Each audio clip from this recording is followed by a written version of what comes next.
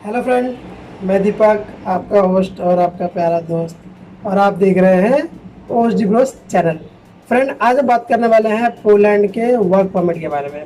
Poland का work permit कैसे लें, वीज़ा लेने से पहले क्या क्या परेशानी आती है, आपके इन्विटेशन होते हुए भी वीज़ा क्यों रिजेक्ट हो जाता है एम्बेसी से, आज हम उसके बारे में बात करेंगे।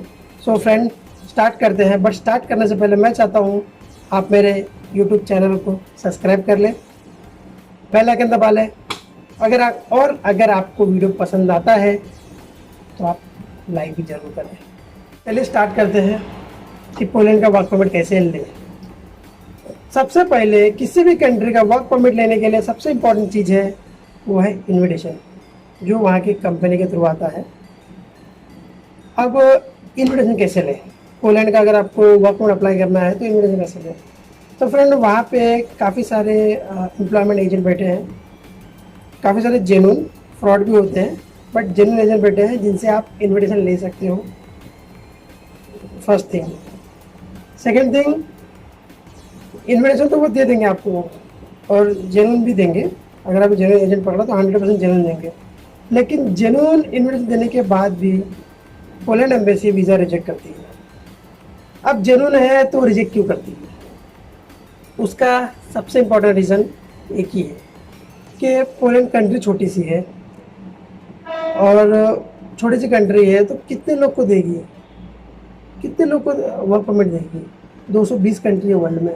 चलो 220 कंट्री भी छोड़ो, अगर मैं नॉर्मल एशिया का भी ले लूँ तो मेरे ख्याल से एवरी मंथ 2-3 लाख के ऊपर वर्क परमिट के लिए लोग अप्लाई करते होंगे एवरी मंथ। तो कितने लोग को देगी। अब सवाल ये भी उठता है कि अगर उनको ज़रूरत नहीं है लेबर की तो वो इन्विटेशन क्यों प्रोवाइड कर रहे हैं, उसका भी रीज़न बता देता हूँ। सबसे बड़ा रीज़न, वहाँ पे काफ़ी सारे ट्रैवल एजेंट बैठे हैं, जैसे इंडिया में है एम्प्लॉयमेंट एजेंट, जिनको पैसे की ज़रूरत होती है, वो पैसे से इन्विटेशन निकाल लेते हैं और आपको दे देंगे। वहाँ पे 2 टाइप के इन्विटेशन होते हैं, हेल्पर लेबर का, एक होता है हाई क्लास का। अगर जो बंदा पढ़ा लिखा नहीं है उसको अगर हाई क्लास का दोगे तो फिर वीज़ा रिजेक्ट होगा, और जो बंदा पढ़ा लिखा नहीं है उसको लो क्लास का दोगे तो फिर भी रिजेक्ट होगा। उसका एक सबसे बड़ा रीज़न, पोलैंड के बाजू में कंट्री है यूक्रेन। यूक्रेन की लैंग्वेज पोलैंड की लैंग्वेज लगभग सेम है। तो और वो हेल्पर लेबर के लिए वहाँ पे काम के लिए जाते हैं अक्सर। तो इम्पोर्टेंट बात ये है कि जो सैलरी वो आपको देंगे, आपको लैंग्वेज नहीं आती पोलैंड की, जो सैलरी वो आपको देंगे वही इस बंदे को वहाँ की लैंग्वेज आती है उसको भी देंगे। तो वो आपको क्यों लेंगे, इसके लिए रिजेक्ट होता है। और अगर कोई हाई क्लास बंदा है, फॉर एग्जांपल कोई एमबीए किया है, कुछ है, उसके अंदर एक्सपीरियंस है या एक्सपीरियंस नहीं भी है, उसके लिए हमने इन्विटेशन निकाल दिया, फिर उसका इंटरव्यू जो होता है उसमें अगर वो जवाब नहीं दे पाए तो रिजेक्ट कर देते, इसमें वो कैपेबल नहीं था। तो ये एक रीज़न है रिजेक्ट होने का। और अब हम बात करेंगे कि वीज़ा कैसे ले इन्विटेशन होते हुए। अब ये तो रिजेक्ट हो रहा है, अब जो अपना रिजेक्शन है उसको वापस, मतलब रिजेक्ट नहीं होना चाहिए, वीज़ा लगना चाहिए। इसके लिए क्या करें, सबसे इम्पोर्टेंट, आप वो इन्विटेशन लो जिसमें आप एक्सपर्ट हो। लाइक आप कुक हो, फॉर एग्जांपल इंडियन कुक। अब इंडियन कुक के लिए तो यूक्रेन से बंदा नहीं जाएगा, रशिया से बंदा नहीं जाएगा, मॉरिशस की जो कंट्री आसपास की जो भी है, मोरक्को, वो बंदा नहीं जाएगा। इंडियन कुक के लिए तो इंडियन बंदा ही चाहिए, लगभग इंडियन, पाकिस्तानी, बांग्लादेशी, नेपाली। तो वीज़ा मिलने के चांसेस ज़्यादा है। और आप एक्सपर्ट हो तो आपसे जो भी क्वेश्चन पूछेगा एम्बेसी में, वो आप उसके जवाब दे सकते हो अगर इंटरव्यू के लिए बुलाया तो। हालांकि इंटरव्यू कंपलसरी है, बट देन ऑल्सो, तो अगर आप एक्सपर्ट हो कुक में तो आपको ही देगा वीज़ा।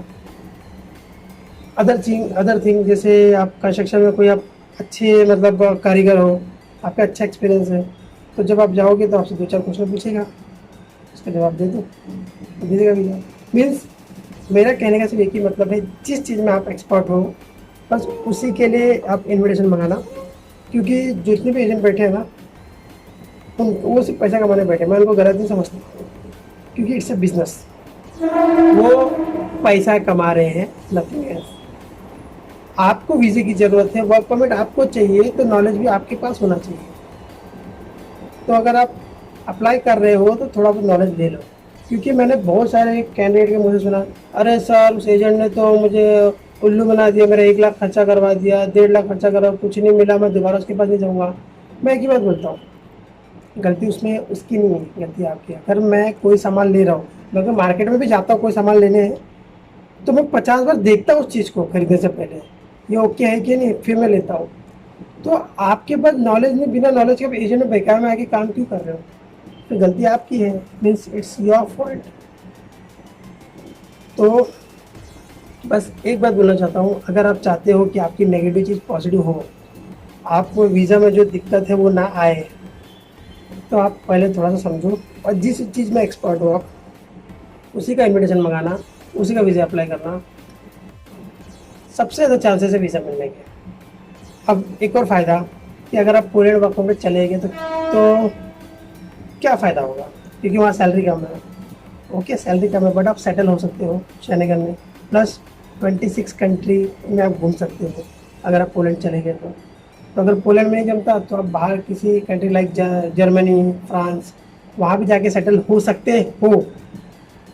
तो फ़ायदा ये है, एक कंट्री का वीज़ा लो, 26 कंट्री में आप कहीं भी जाके सेटल हो सकते हो, ये भी एक ऑप्शन है। प्लस अगर आपको पोलैंड में अच्छा ऑप्शन है तो पोलैंड में सेटल हो सकते हो, तो ये सबसे बेस्ट ऑप्शन है। तो मैं बस इतना ही बोलना चाहता हूँ, अगर आप किसी भी कंट्री का वीज़ा अप्लाई करते हो, इवन वर्क परमिट अप्लाई करते हो, जहाँ पे वीज़ा बड़ी कंट्री के, जहाँ पे चांसेस कम होते हैं वीज़ा के, और आपका वीज़ा रिजेक्ट होता है, इसका सबसे बड़ा रीज़न यही है कि आपको जिस चीज़ के लिए आपने वर्क परमिट मंगाया है, आपको उस फील्ड का नॉलेज ही नहीं है। तो जिस फील्ड का नॉलेज हो बस उसी के लिए वर्क परमिट अप्लाई करना, उसी का इन्विटेशन लेना। 100% बोलता हूँ दावे के साथ कि वीज़ा मिलने के चांसेस हैं, इवन चाहे वो यूएसए हो, चाहे कनाडा हो, किसी भी बड़ी कंट्री का अगर आप एडमिशन लेते हो, पोलैंड जाने दो, इसके अलावा भी आपको वीज़ा मिलेगा।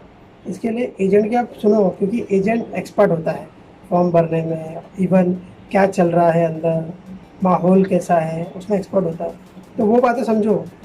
लेकिन आप जिसके लिए जा रहे हो वर्क परमिट के लिए, वो चीज़ के लिए आपके पास भी नॉलेज होना चाहिए, ये मेरा मानना है। नॉलेज नहीं है तो प्लीज़ अप्लाई मत करो, अपना पैसा वेस्ट मत करो। नमस्कार।